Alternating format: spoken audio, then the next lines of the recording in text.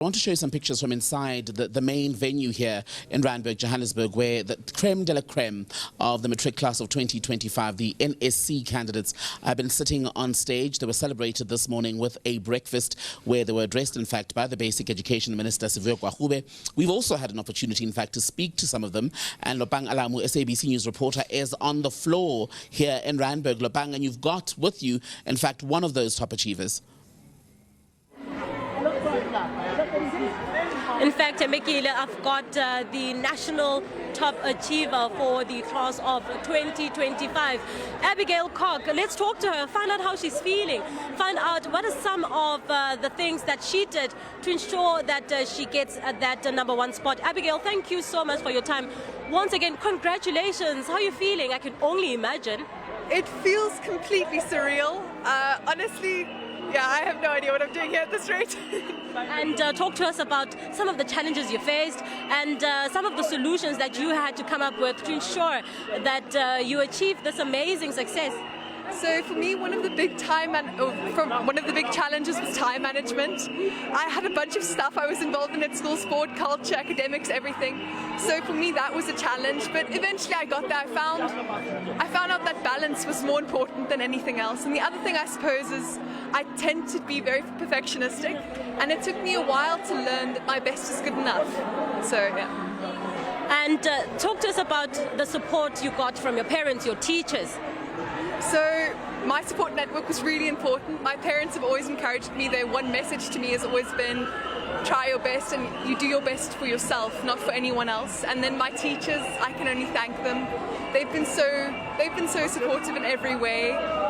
They encouraged me to look outside of the syllabus in everything I do, which was really special, especially my accounting and my Afrikaans teachers.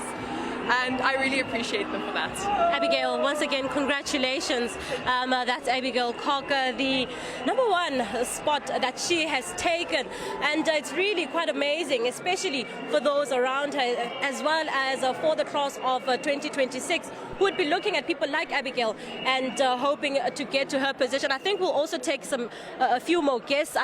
You know, there's a gentleman here who's also part of an organization, really, that assists those learners who really did not make it. Yes, the class of 2025 has achieved the highest pass rate since the dawn of democracy. But at this stage, there's some learners who really did not make it.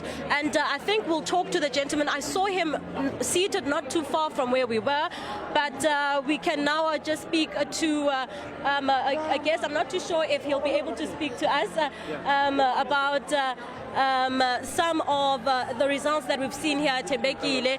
It's what a feat, and there you have it, sharing some pleasantries, and of course well deserved by Abigail. Quite an interesting evening here. I'm not too sure who I'm speaking to. If they could just come closer to us. It's your team, yeah. My team, yeah.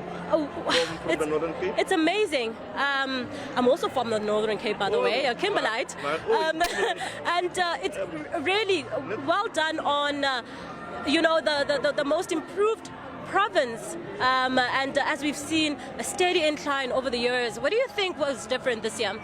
Most improved for the second year running. I think it's all due to the hard work and commitment of these colleagues of mine. They're the district directors, but it's not only them.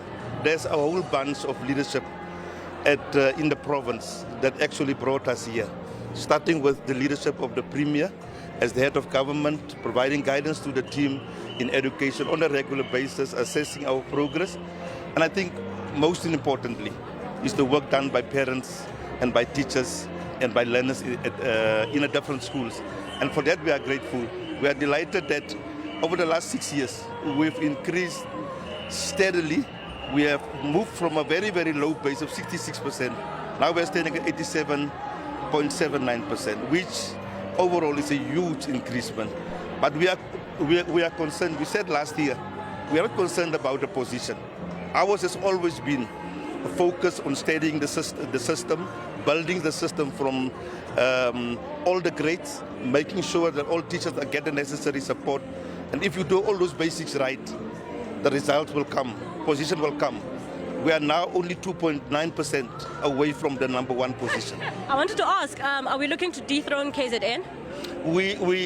As I'm saying, as a province, we are not competing against anybody. Ours is about improving our system, strengthening our system, and if that is in order, the result, the number one position would be automatic. And if we are able to sustain the work that these colleagues are doing in the different districts and our team in the province and in all the schools, I'm confident that the number one position will once again just be something natural that will come. We are not concerned, as I said last year, about position, but we must celebrate the fact that we have moved from a number 9 position to number 6 position.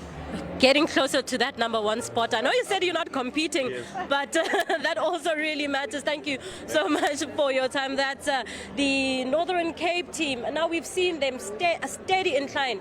Tembeki, I think we'll link back to you as we speak to more people to get more reactions.